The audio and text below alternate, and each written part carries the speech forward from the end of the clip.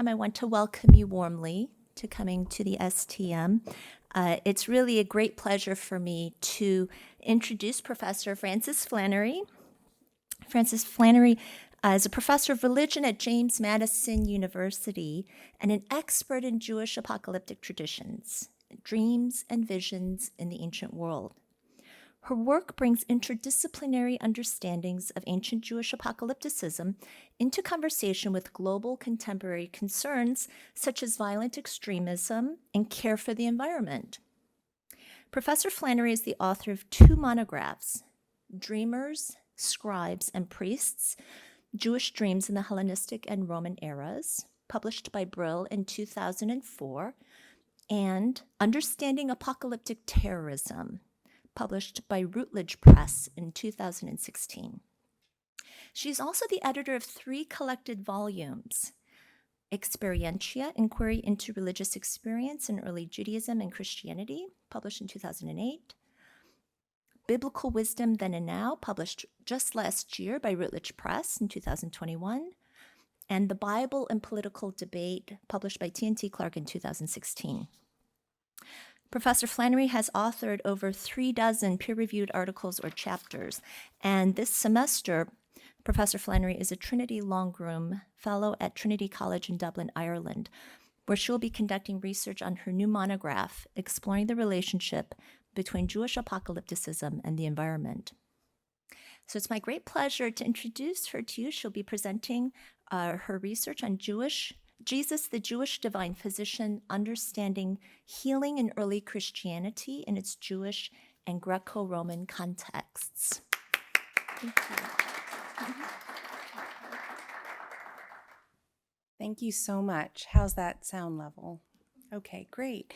My deepest thanks go to your professor, Dr. Angela Kim Harkins, for this kind invitation to speak with you today, and to the Center for Christian and Jewish Learning at Boston College for your generous support in bringing me here in person and not over Zoom. Thank you so much. It's quite exciting. This is the first time that I have given an in-person lecture since the start of the pandemic. It's very fitting that we should be here, that I'm here as an invitation to Dr. Harkins' seminar on disease, illness, and chronic pain in the biblical world. I guarantee that her students, after seeing these things put together in this way, will never forget this course or the way that these topics intersect going forward. It's certainly been a lens that has been thought-provoking for me. So thank you so much. And I hope that this marks a time of healing and restoration to wholeness in body, mind, and spirit for all of us. In Judaism, this is called a refuah shalema, a complete healing. And that's what I wish for everybody here today and all of us going forward. Okay, to begin.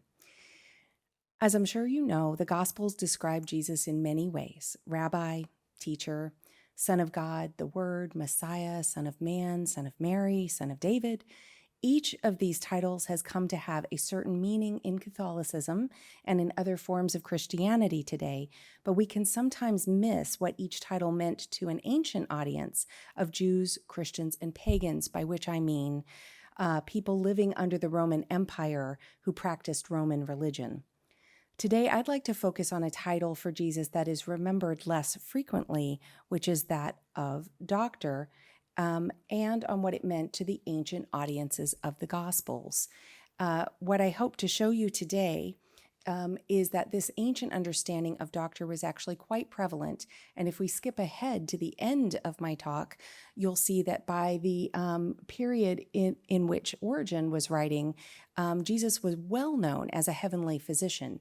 But this is something that we've forgotten today. So it's there. It was prominent, highly prominent for early Christians, and I'm trying to recover that.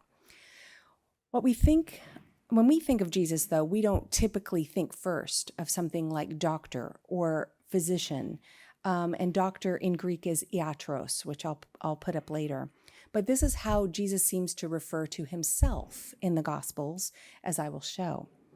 Far from being a throwaway metaphor, taking this reference seriously unlocks a whole context that was readily known in antiquity, but that we easily miss today, a frame of reference that not only sheds tremendous light on specific stories and sayings of Jesus, but that also explains part of the appeal and spread and success of early Christianity as a Jewish-based alternative to an inadequate Roman healthcare system.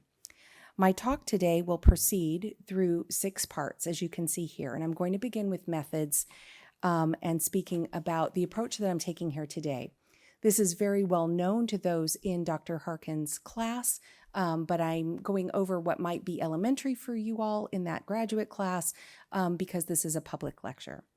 So since the Gospels are living scriptures for Catholics and for other Christians, I'm going to clarify that I'm not speaking as a denominationally based theologian. I can't even pronounce it, but rather as a biblical scholar.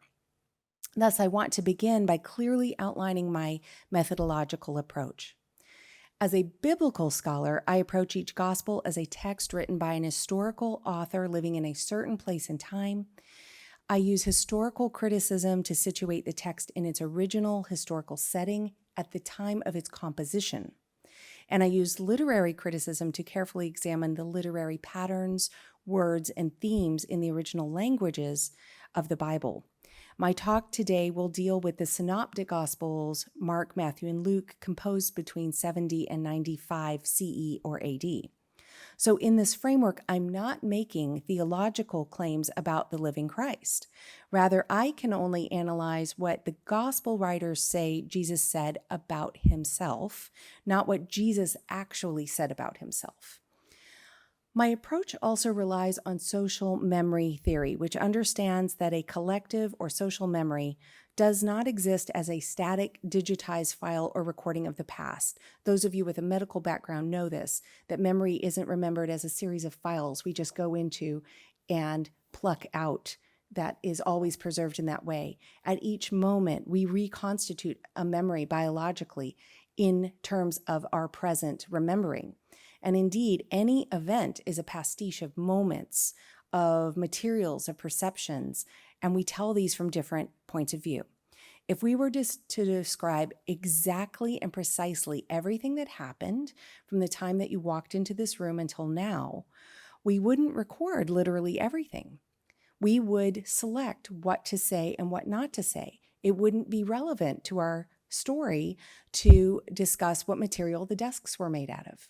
But it might be relevant for us to note that not everybody had a mask on, right? Because COVID has loomed so large for us recently, okay?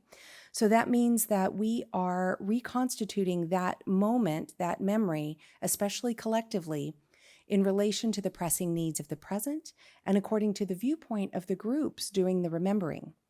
In the U.S., the relationship of the Civil War to slavery was taught and remembered quite differently depending on whether the memory was formed in 1910, 1935, 1965, or 2018, or in Florida 2 days ago, because it is formed differently, and it's formed differently by people if they're living in the South, in Florida, or in Boston. And I bring this up because the crafting of a social memory is not a politically neutral act. The interest and the power of the group doing the remembering shape the memory. And we can see this.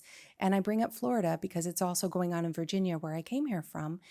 There are new rules and new laws prohibiting the teaching of history in a way that makes anyone feel discomfort, quote, discomfort. And so when it comes to teaching about things such as slavery or lynching or the genocide of indigenous peoples, how do we teach that in a way that makes everyone comfortable? That would be really weird, wouldn't it? It would be really problematic. So how do we even teach these things? How do we teach history now? But we literally have a hotline in Virginia requiring parents who feel that they're, or asking, inviting rather, parents who feel that their children are being taught subjects that make them feel uncomfortable or guilty to report their teachers. And that is the moment that we're living in. So social memory could not be more relevant today. And I mention this so that we understand that not only is it a politically imbued act, It is a model for society. It's a cultural program for going forward. It's programmatic for a certain direction that society is going to take. And that is why memory is so strongly contested. Cultural memory is so strongly contested as a marker of self-identity and future power. Okay, so within that framework, I want to contextualize our look at the Gospels. So looking at these Gospel stories that are our focus today in their original historical context, the yellow on this timeline, the timeline illustrates the dominant political structures in the geographic area of what we would call Palestine. And we see that Hellenism played a long role and didn't go away. It just became transformed. Judaism asserted itself as an independent kingdom for a while, about 100 years, and then the Roman Empire asserted itself beginning in 63 BCE with Pompey, whom we were just talking about, Joey. And Pompey came into the area in 63 BCE, establishing Roman rule. And but these other influences still persisted. They didn't just go away. So when we're turning to the healthcare system, we see that there are competing healthcare systems, both a Greek healthcare system and a Roman healthcare system, but also a Jewish medical system operating primarily through the temple, as I'll discuss in a moment. And it's from that point of view of social memory that we have to be very careful when we pick up the Gospels to remember, as I was saying, that we're not necessarily from a biblical scholarship point of view, not speaking as a theologian, speaking about the life of Jesus, because they are writing at a moment that is reflecting their concerns 40 to 60 years after the life of Jesus. And in the Gospel writers' period, the temple, the basis of the Jewish healthcare system, had been destroyed. And dealing with that gap in healthcare is one of their primary concerns, as I want to show you today.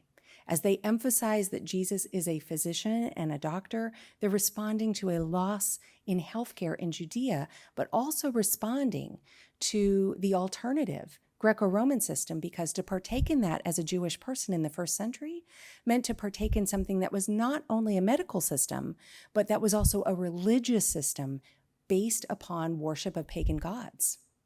And that is not what they wanted people to do. So turning to that now, though, if I ask for a show of hands, who's ever heard of Asclepius? I know that Dr. Harkin's students should all raise their hands, but for those not in this class, you may not have ever heard of this pagan god who may seem like a real side note to our concerns. But to audiences in antiquity, Asclepius was by far the most popular Hellenistic and Roman god of healing, the physician, whose reputation was prominent for almost 1,000 years, beginning with Homer's Iliad. The son of Apollo, Asclepius was known throughout the entire Mediterranean world as physician, or iatros in Greek, and the savior, soter, in Greek. According to his myths, he was a physician who had become so skilled at his craft that he raised someone from the dead. Zeus became so angry at him that he killed him. But he then felt bad about the lightning bolt, and he changed his mind. That's so Zeus. And he resurrected Asclepius as a healing deity who could appear at will to his worshippers.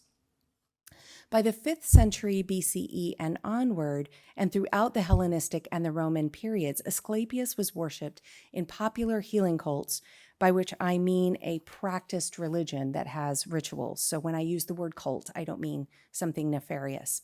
But sick worshippers would make difficult and expensive journeys to healing complexes called the Asclepia in the plural, or Asclepion in the singular, where they would undergo rituals to provoke or incubate dreams as a way of seeking healing from the god. This is the Asclepion at Kos, which is one of the Asclepia that's mentioned in the readings for Dr. Harkin's class. Asclepius was the physician, iatros, or soter, the savior, because he saved people from their illnesses or their injuries through dreams. If patients fulfilled the cultic rites to his satisfaction, which included fasting, prayer, bathing, animal sacrifice, and sleeping, the god would appear to the patients in their dreams and heal them with a prescription, directions for lifestyle changes. Don't eat too many chili peppers before bed is one of his great cures, or a healing touch with his hand. And we'll come back to that later. They then paid the cult by dedicating a votive offering, such as a statue, a plaque, or a monetary payment. And I believe I have an example of this in a moment. Although other healing cults existed, there were many of these. The Asclepia were by far the most popular, with 400 sites in the Mediterranean world, including in the geographic area of Palestine. Part of his popularity was that his healing complexes employed actual physicians or priests. We know this not just from descriptions in literature, but also from excavating actual medical equipment at some Asclepia. Some particularly ill and wealthy patients would stay at an Asclepion for a long time, such as the Roman Aristides, who stayed at the Asclepion in Pergamon for 2 years in 165 CE. The most elaborate Asclepion, I've visited most of these Asclepia, and I get really fond memories of my Greek vacation when I show these exciting pictures of Epidaros, or today in modern Greek, Epidaphros, so that's how I'll say it. The most elaborate Asclepion is at Epidaphros in Greece, and this was the premier healing site in the Mediterranean world, the absolute best one that you could go to, the Mayo Clinic of the ancient world, 6th century BCE to about 3rd century CE for a long time. It was a combination hospital, spa, temple entertainment complex, and it contained multiple temples at which one could worship the god of your choice, take purificatory baths, read in a library, exercise in a gymnasium, eat a special diet, relax while watching horse races here at the stadium, relax while watching plays at an amphitheater, and of course partake in the rituals of the healing cult. After what was a long and arduous journey, especially for someone who was sick or injured, remember that, the patient who went through the healing rites at this Asclepion would bathe at night, put on purified clothing, sacrifice an animal in the moonlight. So I want you to think about this as an actual cultic experience that people had, and all of those somatic, bodily, sensory, and emotional reactions that would go along with this. Sacrificing this animal after you bathed and put on white clothing in the moonlight. And then go into a circular underground labyrinth called a tholos. This wasn't at all the Asclepia, but this one had this one. And I also found one at Levadia. But this dark maze was filled with snakes, the companion animal of Asclepius. And after they crawled around the tholos in the dark, they would emerge, read other patients' testimonies of the cures that the god had bestowed upon them, and then go to sleep, if you could, by the god's statue. And unsurprisingly, they would dream either of the god or of snakes. I would dream of snakes after that experience. They might also dream of dogs, who were also the companion animal and who wandered the complex. So the Asclepia employed priestly physicians known as the Asclepiads. It kind of sounds like a band, from the Hippocratic School of Medicine. And that should be familiar to all of us because of the Hippocratic Oath. And not only is that name something that's come down to our medical system today, but the name of Asclepius's daughter, Hygeia, should sound like hygiene, right? And the similarity between some of our medical symbols today recalls Asclepius's staff. And so he is sort of representing that medical establishment that, not by a straight line, but by a very dotted line, has come to influence us today.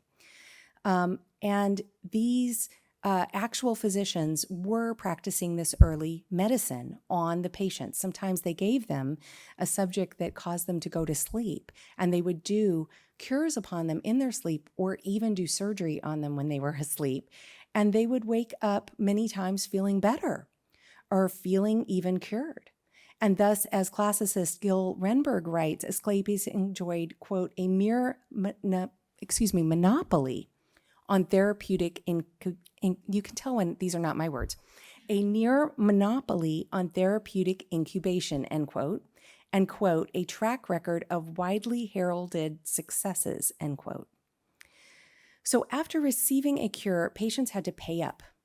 And several of the dedicatory plaques at the Asclepion at Epidavros explain how failure to pay with an adequate gift meant the reversal of the cure. For instance, one plaque explains that Hermann of Thasos was fortunate enough to be cured of blindness through receiving a dream of the god, but, quote, when he didn't bring the offering, the god made him blind again. And this is on a plaque for the patients that are coming to these. I think the message is pretty clear, right? You better pay to play, right? So the greed of Asclepius was so famous that Aristophanes wrote a play in which a character whines that physicians are only available when there is adequate payment, after which Plautus, the god of wealth, is the one that's wealthy enough to go to an Asclepion to be cured of his blindness. So it's obviously a big dig at this famous avarice or greed of Asclepius. This for-profit system of the Asclepia continued in the Roman era, and the god became the divine patron of wealthy patrons such as Julius Caesar and the Emperor Augustus. The rich gifts of patience from Corinth allowed that Asclepion, which dated from the 5th century BCE, to be refurbished and rededicated as a major healing complex in the 1st century CE. You see here some of the votives that they've left behind. And at Corinth, they would make clay copies of the body parts that were healed. So you walk in and it's very bizarre. There are all these various body parts hanging, every body part you can imagine hanging. I just took a slide of the hands and the arms. But you can see that they would dedicate these votives and they would give money. And this Corinthian Asclepia, which is much closer and much more well-known to the geographic area of Palestine, was completely redone around the time of the Gospels.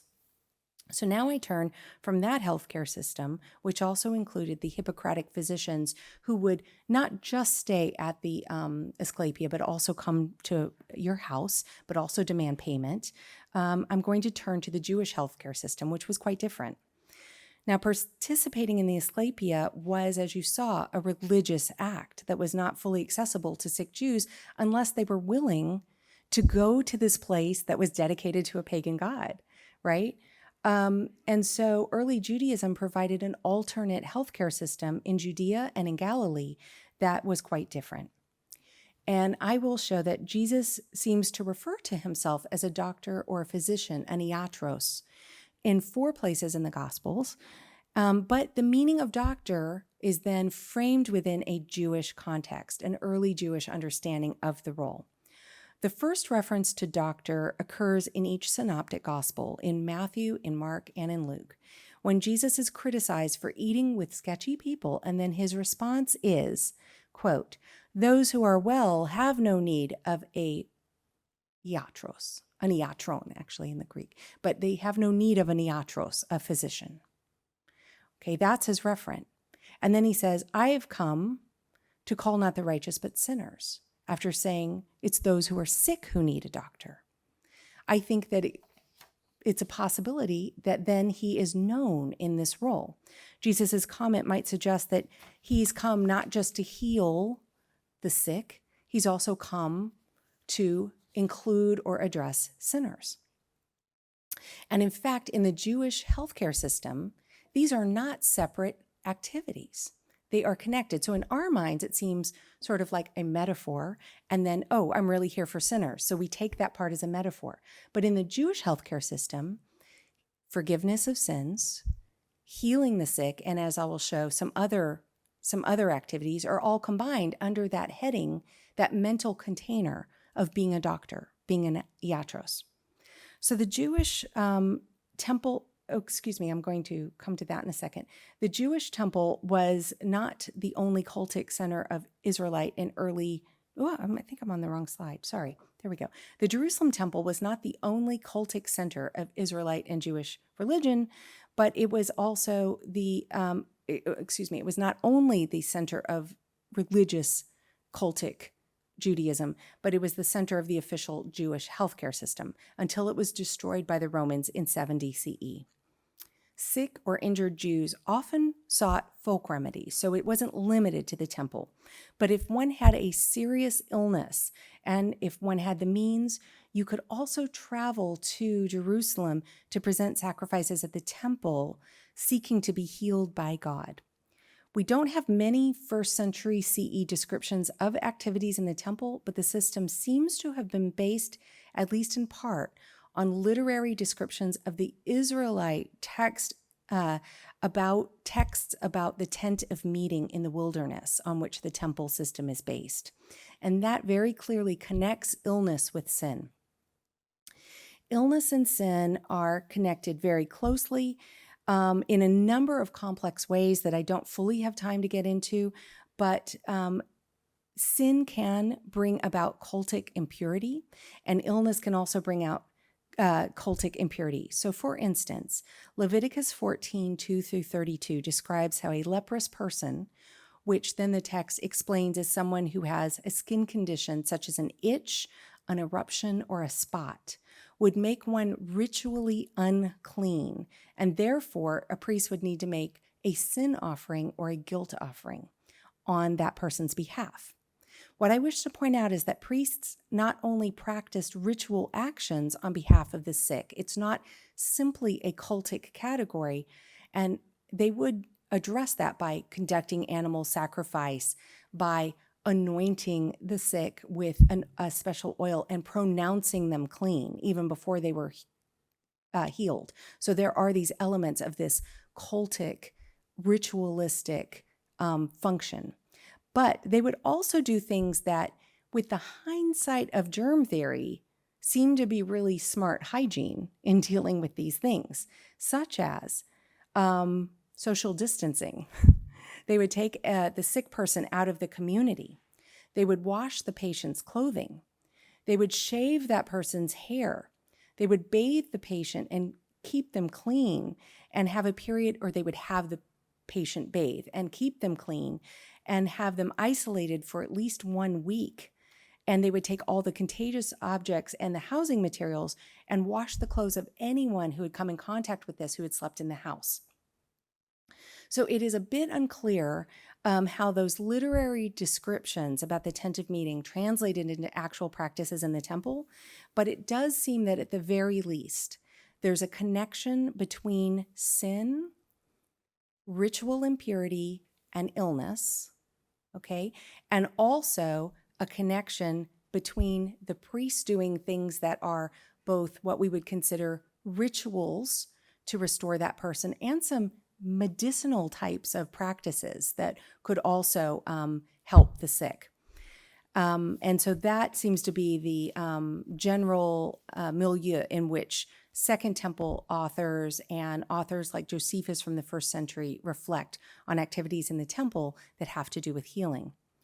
All 3 synoptic gospels show Jesus supporting the healing rituals in the temple. When Jesus healed a leper out of pity, he instructed him to, quote, "Go, show yourself to the priest, and offer for your cleansing what Moses had commanded." This is in Mark, Matthew, and Luke. And as we just read, Jesus was referring to the specific Israelite commandment in Leviticus 14, in which a leprous person would have the priest make a sin or guilt offering on their behalf. So when Jesus says, quote, "Those who are well have no need of a physician, an iatros, but those who are sick. I've come not to call the righteous, but sinners," you see that he is speaking out of a framework, which is a Jewish framework, that connects sin with illness, right? These are not just a metaphor and then another example. These are connected in the Jewish framework. So since the temple was not standing, however, when the gospel authors composed their narratives, this is the social memory bit, some passages also show how Jesus replaces certain functions of the temple. I mean, imagine if he only said in the gospel writer's mouth, every time you get healed, go to the temple, or you need a healing, go to the temple. There's no temple at the time that they're writing. So in Luke, when friends of a paralytic were so desperate to get the patient to Jesus for healing that they let him down through the roof, Jesus said, friend, he notices their faith and says, friend, your sins are forgiven you. Again, connecting sin and illness. The reaction of the other Jews there was to interpret this as blasphemy, asking, who can forgive sins but God alone? For them, Jesus' words usurped the role of the temple, which should require sin offerings, guilt offerings, and ritual sacrifices to bring about God's forgiveness and to deal with impurity. That's because they're speaking as characters, back in Jesus' day when the temple's still standing. Actually, Jews came up with their own means of dealing with the loss of the temple, like penitential prayers that could replace this. Anyways, so the gospel writers sought to show that Jesus, as Son of God, has the power to bestow forgiveness on behalf of God without a temple, to prove his authority in forgiving sins. Jesus then instructs the paralyzed man to stand up and go home, which he does. So Jesus not only healed, but did so in a way that addressed the loss of the priesthood by directly forgiving sin and healing. Now, there is a third major way in which Jesus' role as a healer reflects a deeply Jewish understanding of illness, which I can only touch on today in the class. Maybe we can go into more detail after the talk. But from the Persian period onward, it was held that an attack by supernatural agents could injure or make a person sick, even though God is still in ultimate control. We might think of the book of Job, when the angel Satan is given permission to give Job a disease, right? The idea that demonic activity can cause illness really grew in popularity in Hellenistic Judaism and early Christianity, and especially in the the sectarian group at Qumran that either wrote some of or copied and shared the Dead Sea Scrolls. And these sectarian texts, link evil spirits to illness quite frequently, such as one text called the Community Rule, which speaks of a spirit of darkness associated with an evil being called Belial, who inspired, and listen to the kinds of things that this evil spirit inspires: greed, lying, hypocrisy, lechery, blind eyes, deaf ears, right? So they're all just run together in this very Jewish context. Similarly, the Synoptic Gospels associate sickness with demon possession, usually showing Jesus curing both as related skill sets. That evening at sundown, they brought to him all who were sick or possessed with demons. That's a quote from Mark 1. Quote, and Jesus cured many who were sick with various diseases and cast out many demons. Today we read these as separate, right? He did this and he did this. But really it's a way of elaborating on what he did. Not that every illness is caused by demons. No. But that some of them were. Matthew lists the sick who were brought to Jesus as, quote, those who were afflicted with various diseases and pains, demoniacs, epileptics, paralytics. See how the list goes. And he cured them. Conflating Jesus's roles as exorcist and as healer is a very Jewish context, and that's part of being a doctor. By contrast, I don't know, I haven't run into them, they may exist, but I haven't run into any testimonials from the Asclepius that say, oh, this illness was caused by a demon. That's just not part of the context in that Roman setting. And so after having the Spirit of God rest on Jesus, he goes out to face Satan in the wilderness and resist his temptation. And I'd like to turn to a passage in the Gospel of Luke in which, after that context, Jesus is then able to speak about the beginning of his ministry. And I want to shed light on how he does it in a medical context. Jesus returns to Galilee, which is not only the region he's from, but it's his hometown, Nazareth. This is called his, quote, hometown, his, quote, their own town of Nazareth, referring to his family, and, quote, Nazareth where he had been brought up. And I stress that because it's important to understanding in the story that they know his family very well and they know Jesus very well. As the story goes on, one Sabbath in the synagogue in Nazareth, Jesus got up to read from the scroll of Isaiah. This is actually the Isaiah scroll from the Dead Sea Scrolls. And he reads this passage. The Spirit of the Lord is upon me, because he has anointed me to bring good news to the poor. He has sent me to proclaim release to the captives and recovery of sight to the blind. That's the part we'll concentrate on. To let the oppressed go free, to proclaim the year of the Lord's favor. The passage, which is a quote from Isaiah 61:1, refers to an anticipated future time when Israel would repair its ruins and throw off the yoke of its foreign oppressors, and the oppressed would go free. So that's the context in the original. And someone who is anointed, which is the word in Mashiach in Hebrew, which becomes Messiah, as we know it. So whether Isaiah meant this passage literally or metaphorically, one of the signs of the moment is recovery of sight to the blind. So Jesus finishes this reading and says to the congregation, "Today this scripture has been fulfilled in your hearing." Now, this story from Luke is often misremembered as the people in the Nazareth synagogue rejecting some kind of implicit divine claim that Jesus is making about himself and chasing him out. And that's actually not what happens. And I invite you later to go back and read it more carefully. What actually happens is they have a very proud hometown reception for him. They're like, wow, listen to him. And they say, quote, all spoke well of him. That's literally what the story says afterwards in Luke 3:22. They're impressed. They're amazed with his words. And they say, isn't that Joseph's son? Right? Oh, look, listen to him. Look at Joseph's son, all grown up, saying these things, right? The people in his hometown know him well, and they like, quote, his gracious words. And this warm reception makes Jesus's next statement really stand out, and it's sort of odd. And so that's what drew my attention. He then turns to them and says, doubtless, you will quote to me this proverb, doctor, cure thyself. Doubtless, you will say to me, iatros, cure thyself. What? So we need to pay attention to this, okay? He says it's doubtless that they're going to see him later and then say, doctor, cure thyself. If Jesus wasn't known by the people of his hometown as a doctor or a healer, right, then the reference to doctor could be metaphorical. I think that's the way we tend to read it today. But what follows directly in Luke suggests that the people in Nazareth knew him from the start of his ministry as a iatros, because they go on to say, hey, we've heard about your successes.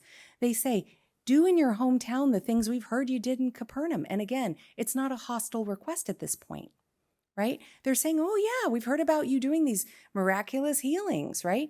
Do hear what you did there. And then he says, no prophet is accepted in the prophet's hometown, anticipating a later rejection.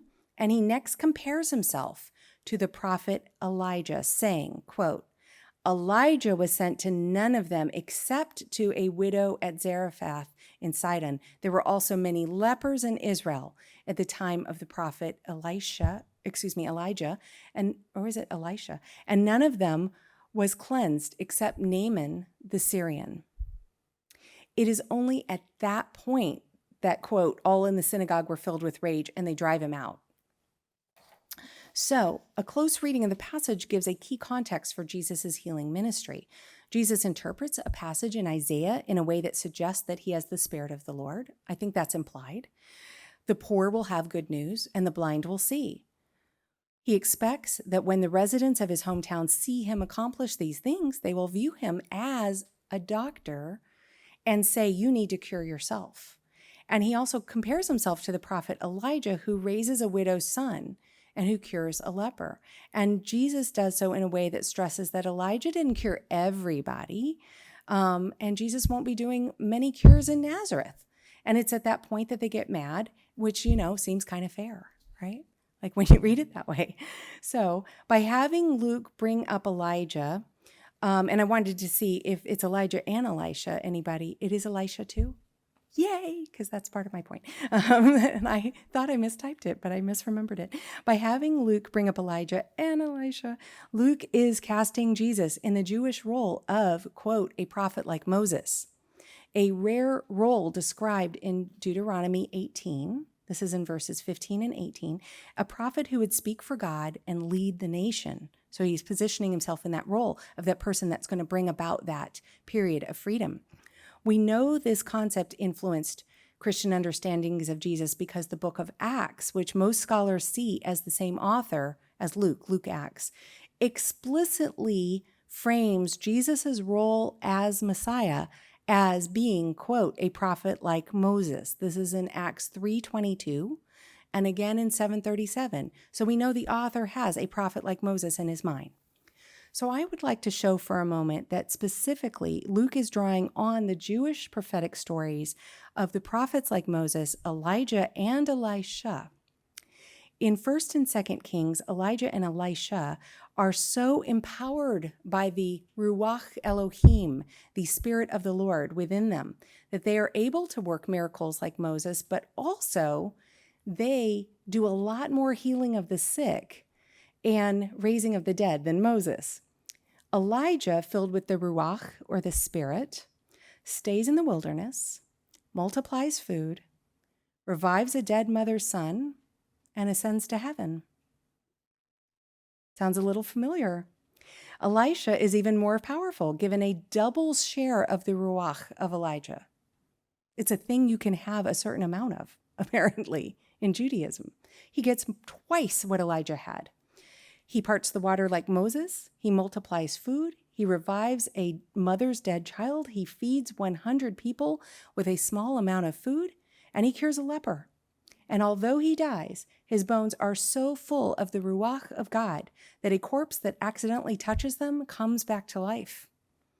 While not every story in the Elijah-Elisha cycle is a perfect parallel to events in Jesus' life in the Gospels, there are enough to suggest that Mark, Matthew, and especially the author of Luke Acts is constructing their social memory of Jesus within that specific Jewish framework. The Ruach, which is pneuma in Greek, of course, descends on Jesus in the Gospels. He stays in the wilderness. He multiplies food. He raises the dead. He does a miracle having to do with water. He raises a widow's son. He cures lepers. He ascends to heaven and he dies, but he's resurrected because his body is so divine, right? He comes back to life. And so, moreover, the gospel writers remark that John the Baptist is Elijah, and Elijah anointed Elisha as a successor. So there are parallels here. And Elisha is much better than Elijah, right? We should also remember that the Gospels, the Synoptic Gospels, all portray Jesus as being transfigured on a mountain, turning into light alongside Moses and Elijah, also bringing this whole framework to bear. So when Luke links Jesus to these prophetic healers, these super prophet healers who have a very special relationship to God and can speak for God and can lead the nation, all three Gospels are also speaking of Jesus as a doctor, a healer, an exorcist, and a prophet like Moses. They all show him respecting the temple's role in healing, but far transcending this because the temple is gone. Okay. Now, in the next part of my talk, I want to look more closely into a story with 3 parts in which Jesus heals 2 different people. Once we remember that for an ancient first century audience, when we would think of physicians, doctors, and healing, we would think of the Hippocratic school, which had Asclepius as a patron, and we would think of Asclepius. Once we remember that, I'd like to read this not only in light of that prophet like Moses level that we just went through, which is rich and we could talk about much more, but also as a pointed argument that it is that prophet like Moses, healer / exorcist / doctor, who is way better than Asclepius. Okay, so part 1. Jairus asks Jesus to come save his dying daughter. In each gospel, a leader of the synagogue, whom Mark and Luke call Jairus, begs Jesus to come to his house because his daughter is dying. In Matthew, she's already died. In Matthew and Mark, the father begs Jesus, saying, quote, "Come and lay your hands on her." I can't read the Greek without my glasses. "Elthon epithes tein kaira su ep autein," and she will live. Come and lay your hands on her so that she may be made well and live. And then Jesus sets off towards the house. That's part one. Part two, the woman with a hemorrhage. In each synoptic gospel, after the Father asks Jesus to come, and as Jesus is going to the house, a healing occurs. In this middle story, a woman with a constant flow of blood touches Jesus' cloak when he's in the crowd. Jesus feels his healing power leave him and asks who touched him, and that made me think of Elisha, and the bones that just touch somebody. The corpse just touches the bones, and the life and the ruach just come out of it and bring that corpse back to life. So this power just comes out of him. Anyways, then she comes forward publicly to say she's the one that did it. And after that, Jesus tells her that her faith, pistis in Greek, has healed her. Mark describes the woman as someone who has sought healing, quote, "from many physicians." And Luke adds the further detail that, quote, "she spent all that she had on the physicians. No one could cure her." Given that the mention of physicians would bring to mind Asclepius and the Hippocratic school, Jesus' healing activity clearly differs from the Roman system in a number of ways. First, she could have had physicians come to her, but she would, in order to access that maybe greater healing for her desperate situation, she would have had to go to a temple at an Asclepion. Jesus, on the other hand, is not only close by, he's on his way to a house call. He's right there. Second, the Roman healthcare system was known for being expensive, as I discussed, and there's so many more texts that I could bring forward to show how this was really well known in antiquity.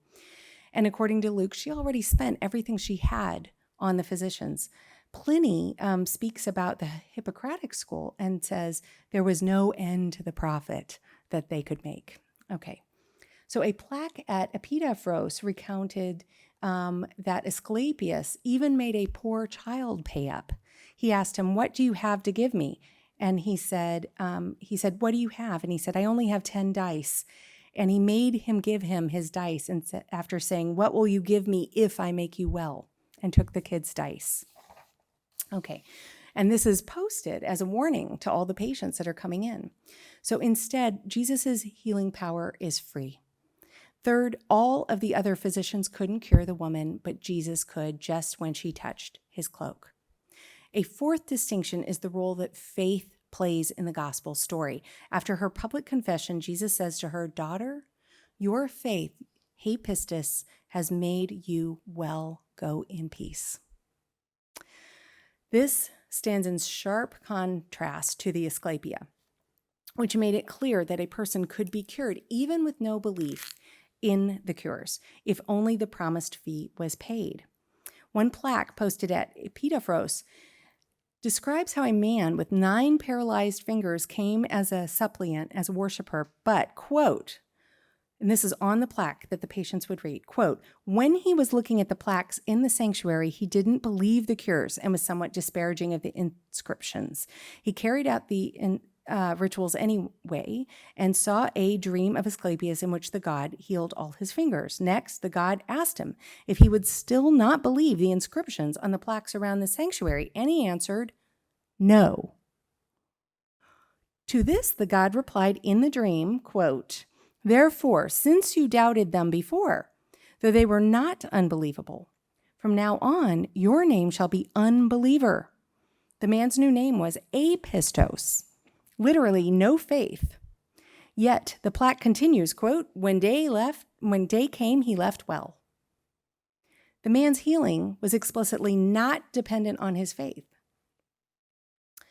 but just on carrying out the rituals correctly and being able to pay. Let me get some water.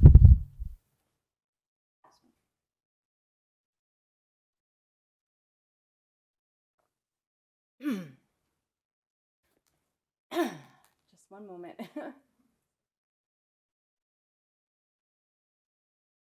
Almost there. Okay, in part 3, in each gospel, the interruption with the woman seems to have delayed Jesus too long. The girl's already dead when Jesus and Jairus arrive.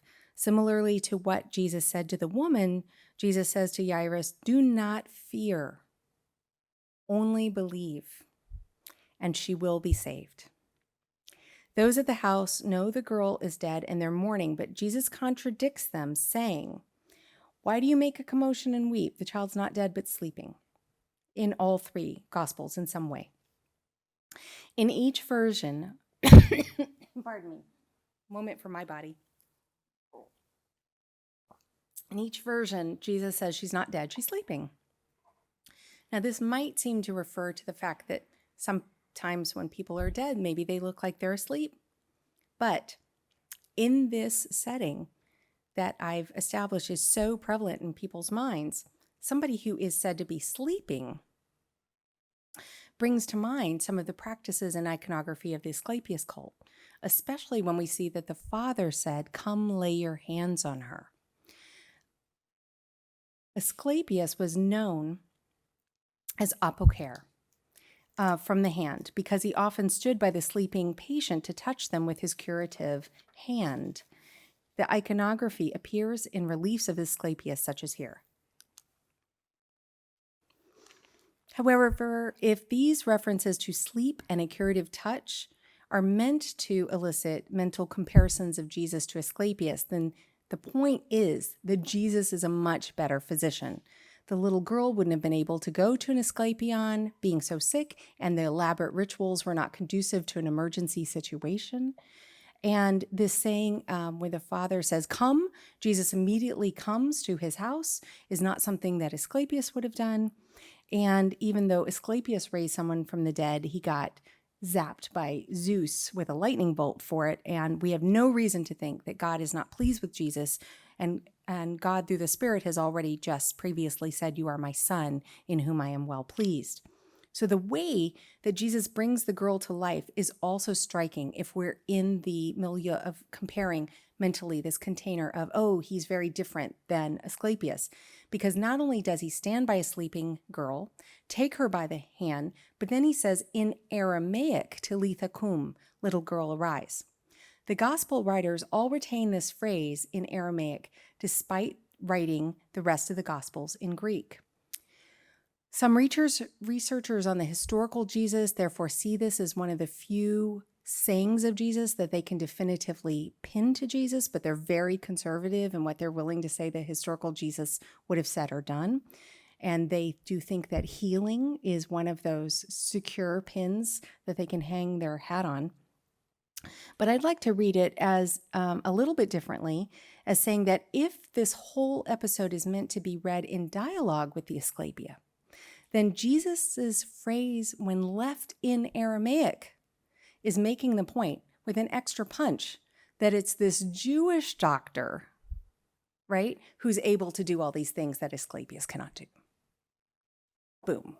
It's his mic drop, right, in the Gospels. Okay. There are many other stories that can be read in this way, and there are particular things in the Gospels that emerge that seem to be references to Asclepius that make sense, but to save time for questions, I'm going to turn to part 5, which is thinking about early Christianity through a medical lens.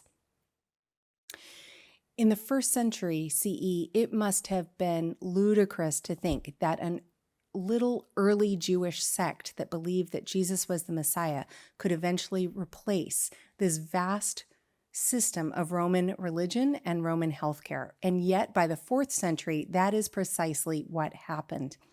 My analysis today builds on many, many scholars.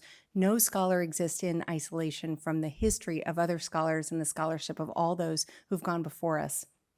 And I owe a lot to the work of Hector Avalos. May his memory be for a blessing. who persuasively argued that the success of early Christianity owed in large measure to the superiority of this Christ as healer motif and the distinctions it made over and against the Roman healthcare system. Avalos, whose work I would highly recommend if you're interested in this, argued that Jesus erased the obstacles of geography, of money, time, and ritual that were required for healing in the Roman system. What I did was to apply it with biblical studies more directly to these passages.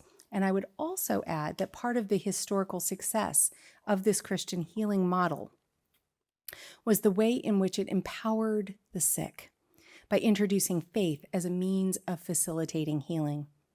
The woman who had endured much, quote unquote, under many physicians and spent all that she had must have felt desperate and hopeless before she mustered the determination to touch Jesus's cloak and then to stand up publicly and say, "It was me. I was the one that did it."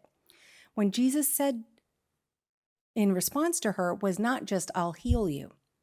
He said, quote, "Daughter, your faith has made you well. Go in peace." That's incredibly empowering. And Christianity not only connected faith, of course, to physical healing, but of course also to overcoming death, to eternal life. According to the book of Acts, the disciples not only spread the message about Jesus, they took up his role as healer. They too were anointed by the Spirit, healed lepers, healed the lame and the blind. Peter and Paul could even raise the dead. And Acts portrays the early days of the first church as a healing movement with throngs of sick people flocking around the portico of Solomon, hoping that Peter's shadow would just fall upon them. It was even found that a handkerchief that touched Paul would heal the sick after they carried the handkerchief back to the sick person. So it was known even in Acts as this healing movement. Thus, by giving voice to critiques of the Roman healthcare system and providing an alternative, the tradition and probably the actual practice of faith healing in early Christianity helped it to grow as a competitor with the Roman healthcare system. But as the centuries went by and Christianity spread to more non-Jews than to Jews, who were, Jesus was a Jew, the disciples were Jews, the first church Jews, but as it grew in this other Gentile direction, that original Jewish understanding of sin, that whole discussion about Elisha and Elijah was sort of lost on that new audience. And what came to prominence were these similarities between Jesus and Asclepius. And so the Christian apologist Justin Martyr wrote in the 2nd century, quote, "When we say that Jesus cured the lame, the paralytics, and those blind from birth and raised the dead from life, we seem to attribute to him actions similar to those said to have been performed by Asclepius. The go-to referent for those Roman audiences is Asclepius."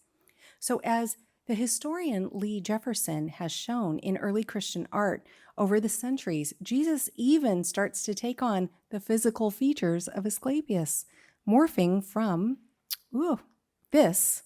Do you see this? It's very dark. I don't know that you can see it. I'm sorry. Young, beardless youth at the very top. It looks very dark here. Perhaps online you can see it better.